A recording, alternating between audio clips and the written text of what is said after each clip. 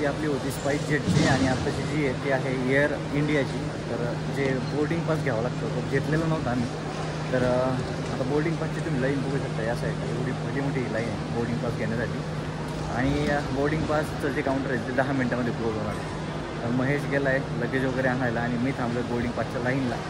तर भाई काही गोष्टी थोड्याशा डिले झाल्या तर लय महागात पडते एवढं तर आहे. कारण आता बघा काउंटर जर क्लोज झाला तर आपल्याला फ्लाईट बोर्ड करता आली नसते, कारण बोर्डिंग पास नसतं आपल्याकडे.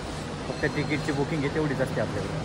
तो असला काही विषय. तर पहिलं बोर्डिंग पास घेऊ आणि मग बघूया बॅग वगैरे जमा करायची आणि पुढची प्रोसेस जी अजून सिक्युरिटी क्लिअर होणं, भरपूर साऱ्या गोष्टी आहेत. अमेरिकन एक्सप्रेसचं कार्ड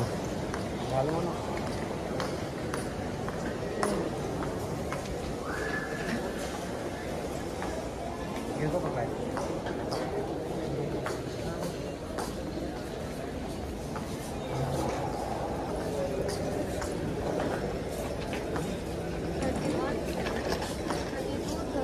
फोर इकडं या साईडला.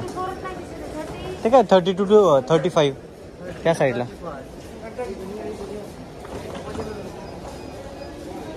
हां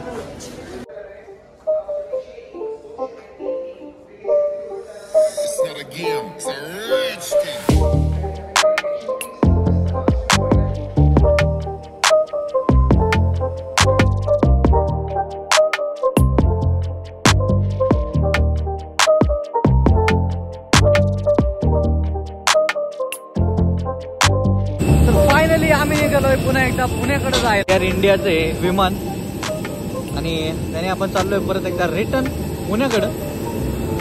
लय चल ना, लय मोठा गंदा सीन झाला होता, बट तुम्हाला तो थोडासा नंतर एक्सप्लेन करेल मी. पहिल्या फ्लाईटमध्ये बसून घेऊ मग तुम्हाला सांगतो सीन काय झालाय जरा.